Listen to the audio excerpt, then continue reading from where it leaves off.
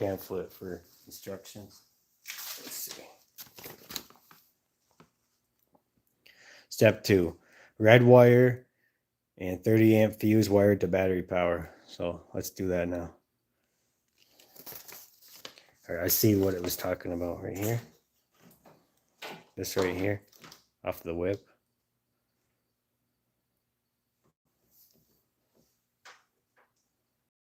So I have the battery charger alligator clip in there. I'm going to get you guys up higher and look down. It looks like you can slip it through here. It won't go through where the threads part is, at least on this particular vehicle.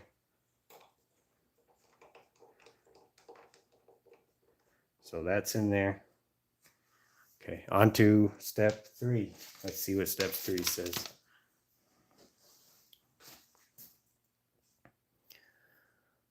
Blackmail connector plugged into vehicle lighting harness.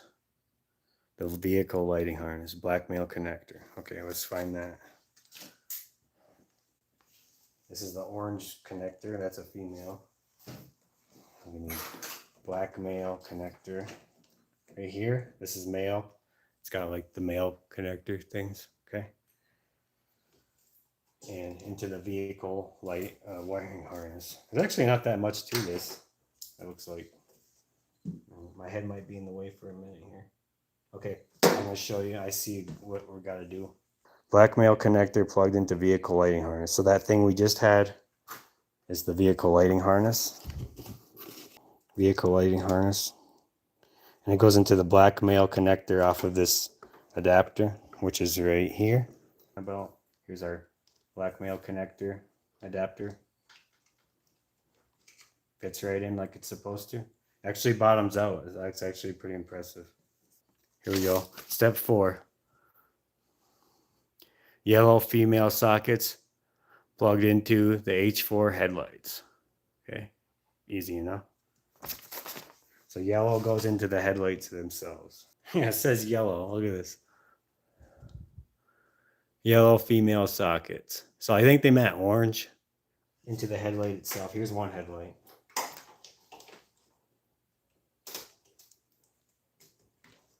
Okay, solid plug. Perfect. And that's the one that's got the shorter amount of plug length.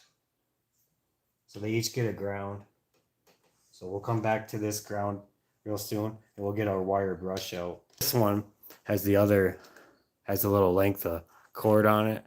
That one we're going to run it over to the passenger side.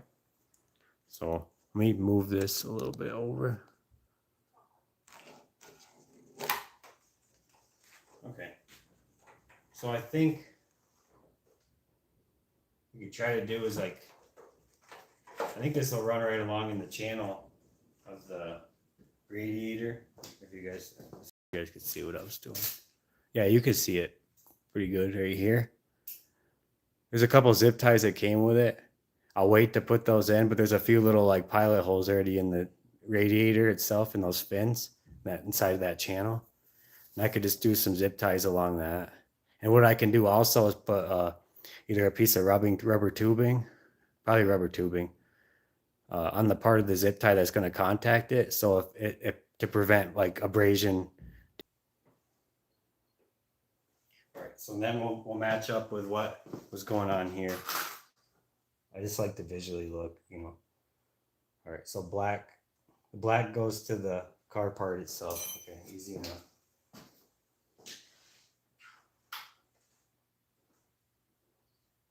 So there's the car whip.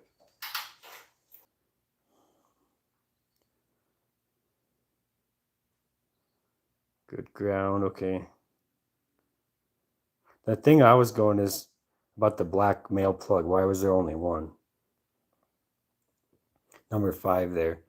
Connect to the OEM headlight socket closest to your chosen. Okay, so you only get one. Okay, so I'm not just going crazy. Like, okay, there's only supposed to be one black one. So it says, according to that, connect the black male plug to the OEM headlight socket closest to your chosen relay mounting location.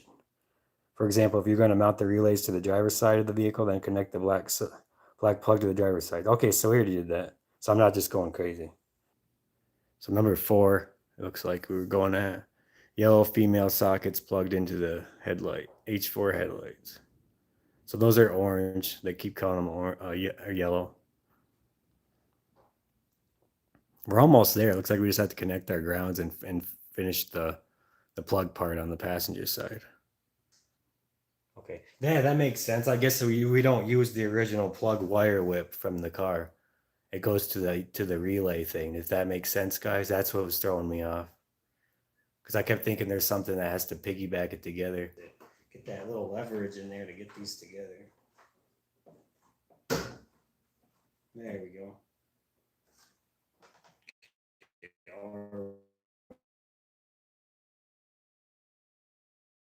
A good ground attached. There's a ground location right here. I'll have to spring guard and show you.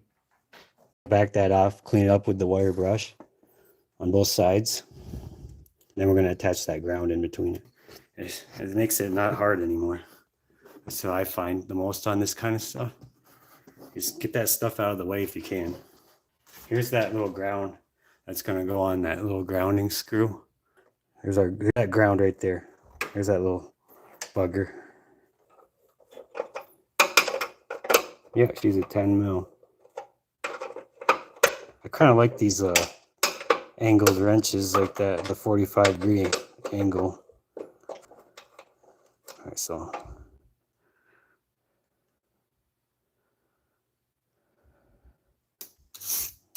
yeah, we got some like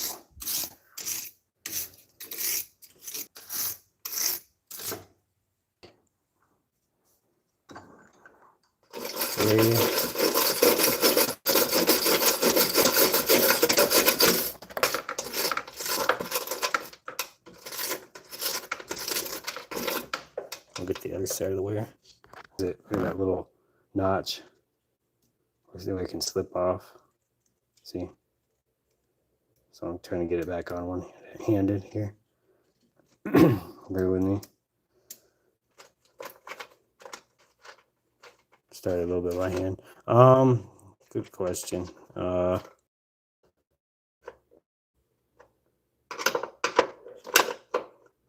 let's tighten this down. We're getting this snug, and take note, guys.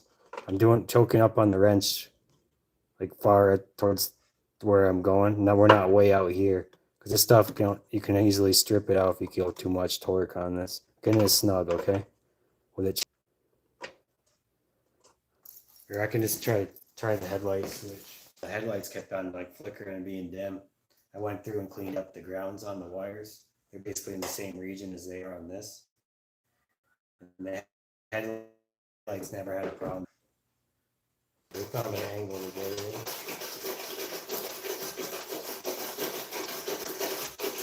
Now, let's junction all this stuff up. So I'm going to put that with this. And then we're going to put this with the ground. There you go. It's kind of like spaghetti. When you take your head away, it all looks the same. And make sure it's not like bent backwards or in the wrong way. So it's still the same way it came off. That looks right. So what we'll do is we'll start tightening this up without this on it yet, because this has this little opening. And it'll keep sliding off if I try to do it with it on it. So we'll get it started a bit, slide it in there, and then cinch it down with the wrench. There we go. And finish it with the 10mm wrench. We'll choke up on the wrench like that, so we're not stripping stuff out by going on the end and then going crazy with the torque. It just needs to be good and snug. Okay, guys? So hopefully, I think if I did everything right, it should actually work. With both headlights, not just the one. Come on. Okay, now I'll go turn the headlight switch on and see if they both come up. Oh, yes. And that's high beam. Pretty cool. It works. So that little harness thing was what we needed, guys. Cardboard box. Right by Cookie Monster and Friends. Recently acquired 2 more over at the Blazer. The Mazda's a 98 as well. There. She's safe from the rain. So there'll be more to come. So, all right, guys, till next time.